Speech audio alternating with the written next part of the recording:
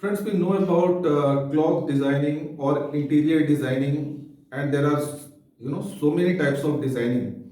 But what is job designing? In this video, we'll be studying about what is job designing, what are the factors that affect job designing, and what is the importance of job designing, and lastly, the different models of job designing, right? And this topic is very interesting, and even for every working professional, this video is going to be very, very important, especially for the students of IGNOU MCOM. Clear? So let's start the video and let's see. See, I have drawn this flow chart, very simple flow chart, and it will make your concept of job designing very clear, right? Okay, first is written instructions. Second wing is structuring of task and responsibility. Third wing is standardization of job functions.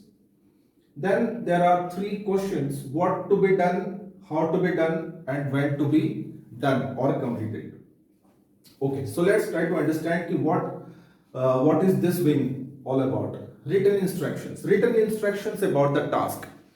What the employee is required to do. What type of task or work or job he has to perform. So it is a set of complete written instructions given to an employee. Then comes structuring the task or job and responsibility. Like the employee, like what type of job he is going to do, and what are the different types of responsibilities that he is going to carry with the job, right? Because when we are doing a work, that means we are carrying some sort of responsibility. Okay, so every work is associated with responsibility.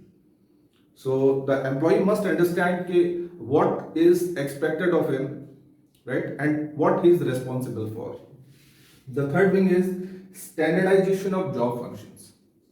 Now, when we talk about standardization, that means every organization frames certain standard of jobs to be done, and this standardization, it helps to compare the actual performance of the employee with the standard, right? Now, for example, a very simple example, that suppose you give a work to an employee, and according to the given standards, it has to be completed within 15 days.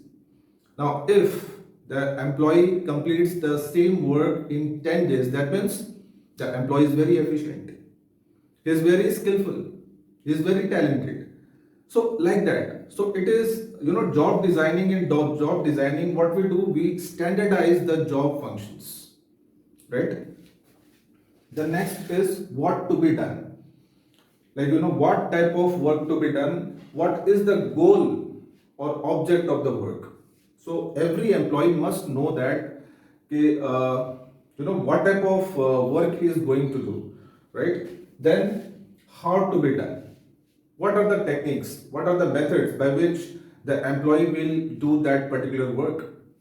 And lastly, when to be completed. That means the time frame. Like in what time he is expected to complete that task or job. So friends, this is about the concept, the meaning of job design. It is very, very important, and it plays a very significant role in achieving the goals of the organization. Right? Let's see. I have jotted down some of the points. Like it clarifies the task and role of the employees. The employees knows like what he has to do, right? What type of work he has to do, within what time frame he has to complete the work, like that. So it clarifies the work to be done, right? Then better placement of employees. That means the right man can be placed at the right job. The work can be allotted on the basis of skills, talent, qualification of the employees, right? So that is very important for for the productivity of the employees and also for the organization. The third one is it removes overlapping of responsibilities. If there is no job designing, nobody understands what is his responsibility. So that will result in overlapping. There will be confusion among the employees. Okay, what are their responsibilities? Okay, so when you are clarifying the job, when you are placing the job right man at the right post, that means you are removing the confusion. You are removing the overlapping of work. The next one is better control. Obviously, the managers, the supervisors, they can control the employees in a better way when there is a proper designing of the work. Job satisfaction. Now, this is very important. Job satisfaction. When the employee is satisfied with his job, what he is doing, that will that will result in motivation. He will be motivated. His performance will improve. His productivity will improve. That again results in the better achievement of the goals of the organization. Okay, so this is very important. We will be studying about job satisfaction in the next video, and then comes motivation. When the employee, it is very important that the employee is motivated to do the work. If he is not feeling interest enough, he is not finding the work very interesting, he will lose that momentum, that zeal to do the work, right? So this motivation also very important. So this is how this job designing plays such an important role in the next topic of this chapter. This is factors of job designing. What are the factors that an organization should consider before job designing? So here I have written 6 main factors, right? First, goals. What are the goals of the organization? What objectives the organization or a company wants to achieve, and accordingly it will divide the work. It will set the work. It will set the standards for the employees. Then comes task. So what, when the goals are defined, the goals are decided, then comes the task. You have to divide that goals into different small tasks and distribute it to the employees. Then comes job satisfaction. The organization must consider whether the job is interesting, or the employee should feel happy doing that job. He should not feel boredom enough. And basically it's a very big concept, and it has been observed that the difficult and challenging complex type of work generally give more satisfaction to the employees. Yes, so like that. Then future growth of the employees. When the employee is doing some sort of work, like what are the opportunities of growth, what are the career options that are open for the employees, whether he will be having a good future after experiencing in that particular set of work. So that matters, right? So this is future growth. The company must consider this before a job designing.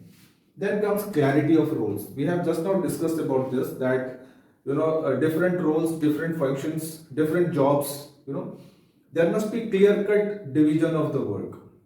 Okay, there should not be any confusion, any overlapping. Work group. How are the colleagues? Okay, so generally it is found that people love to work in groups. Nobody likes to work alone, So this is called group dynamics. And before designing the job, it must be considered that what should be the strength of the group, where the employees will feel comfortable enough to work.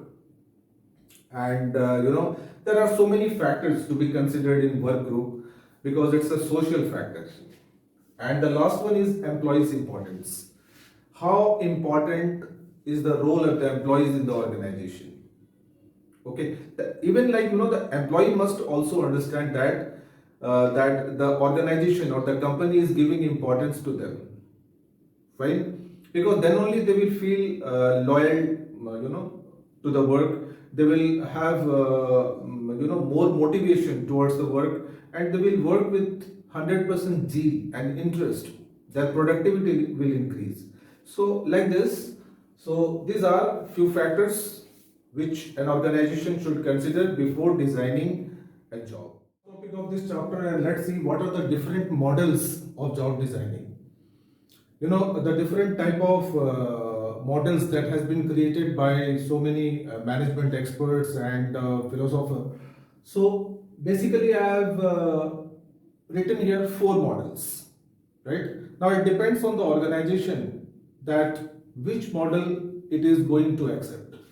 The first model is a task characteristic model. This first model, task characteristic model, and this model was created by Turner and Lawrence, right? Now, what are the basic characteristics of this model? Complex task, variety, responsibility, skill, social interaction. In a very simple words, we can say that task characteristics means, you know, the employees, they love to do challenging type of work, complex work, the work which demands more responsibility, you know, they enjoy doing such type of work. They get more satisfaction by doing a challenging job rather than, you know, easy job. By doing repeated easy jobs, employees feel boredom. They get frustrated. They lose their motivation. So like this. So these are the basic characteristics on which you can explain this model. Basically based on task, the job, the function that an employee is performing, right? The second model is created by Hackman and Oldham, and this is called job characteristic model. Now here importance is given to job rather than task. Okay, mind you that task and jobs both are different terms. Okay, don't get confused, right? So here, you know, skill variety, task identity, task significance, and satisfaction, motivation, performance. Now basically, you know, this model is based on the psychological satisfaction of an employee. Like on the basis of an employee, if he feels satisfied by doing that work, you know, satisfaction, it's a psychological concept. If he enjoys doing the work, so, you know, these characteristics are applied to him. Like, you know, skill variety. Skill variety means, you know, every person in this world has variety of skills, and that is, you know, basically the demand of the day. An employee with multiple skills, they are highly demanded.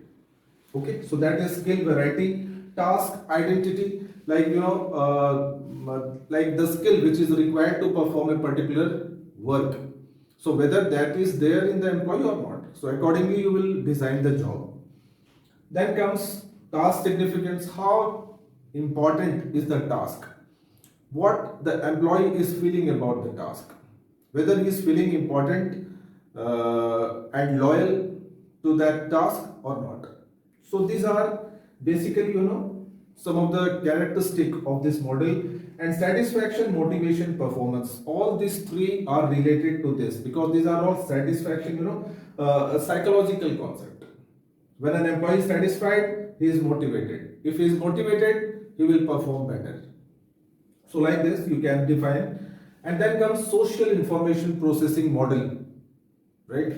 As the name implies, social information, the information provided by the society to the employee will motivate him towards the work. If he is getting positive information from his family, friends, colleagues, co-workers, then he feels motivated. He will be more inclined to the job. He will put his 100% towards the job. So like this, it is all about, you know, social processing model. And then comes employee development model. Now here importance is given to the employee's future growth, his career, his skill development, his knowledge based development. So like that. And the organization should, you know, they should plan for a complete development of the employees so that, you know, after working from there, he can have a better future. Okay. So these are the basic four models, and, you know, very important one. So friends, That's all in this video, and I hope you have learned a lot with me today. And for MCOM students, if you want, I have got complete notes of this chapter in PDF form.